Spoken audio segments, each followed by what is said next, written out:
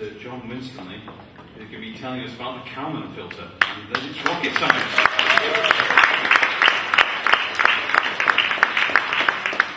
That way or the ramp, it's up to you.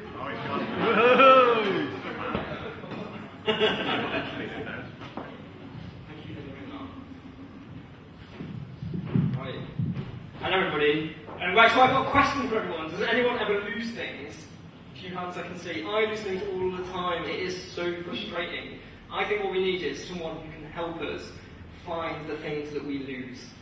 So I've got someone to do this. This is Rudolf Kalman. He was born in 1930 in Hungary. You can see he is the grand wizard of finding things because he has perfected the point. Rudolf's work is very well respected.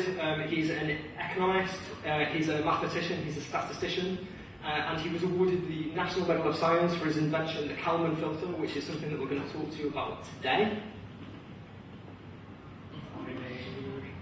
The Kalman filter genuinely is rocket science, so it's quite complicated. The Kalman filter was used in the moon landing.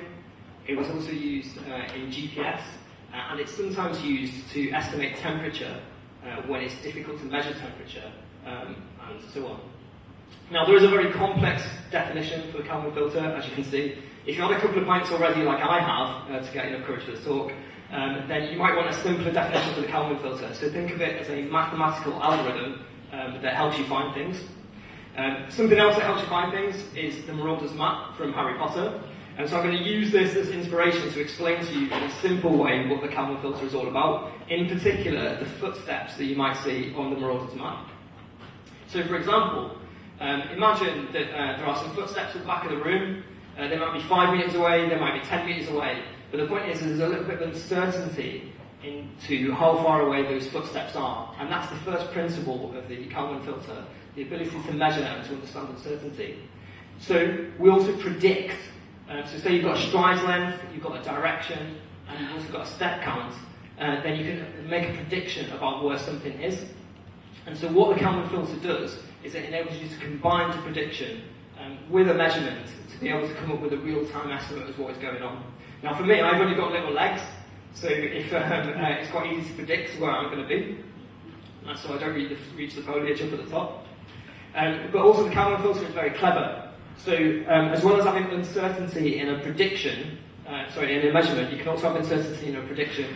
And the more time that has elapsed, the more uncertainty there is in that prediction. So it's not just an average around a particular point, but it kind of takes that uncertainty into account. Now, has anyone ever lost their mobile phone?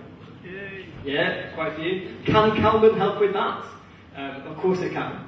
So let's talk about that. So let's talk about the location data that you get from your mobile phone. So location data can be quite noisy.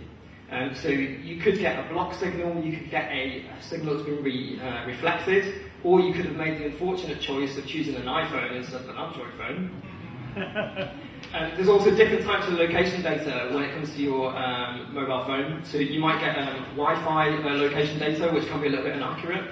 You can get location data from a cell tower, but also from a GPS. And the accuracies from those different types of location data vary. Also the frequencies and the timing of the location data varies as well. So you might have to rely on an inaccurate Wi-Fi reading before you get an accurate GPS reading. That's my typing. Let's pretend we're walking around Bun Street, which is the street down the bottom. So this is some raw GPS data that you might get from your mobile phone. And you can see that instead of it being on Bun Street, as you might expect, it's actually all over the place. So it's quite difficult to kind of predict what something is. So can we predict with a mobile phone? Yeah, of course we can. We can get the location data, such as satellite, cell tower, and Wi-Fi, but if you've got a gyroscope or an accelerometer in your mobile phone, then you can also get the direction, the speed, and so on. So on the left-hand side, we've got a unfiltered location data. You can see it's quite messy, it's got us drowning in the water.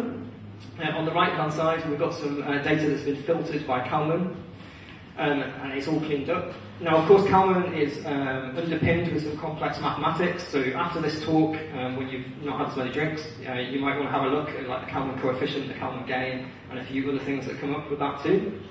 And so one last stab at the Kalman filter to kind of drum it into your minds. So it's all about a prediction. So imagine like your footsteps, combining it with a measurement, and then coming up with like an estimate for where something is. And so I just want to say thanks to all the people at Ignite, but also thanks to Rudolf Kalman. Although he didn't find my watch, he's a good guy. If anyone wants to talk about GPS tonight, then come and talk to me face to face, or you can tweet me on Winstanley_job. That's me.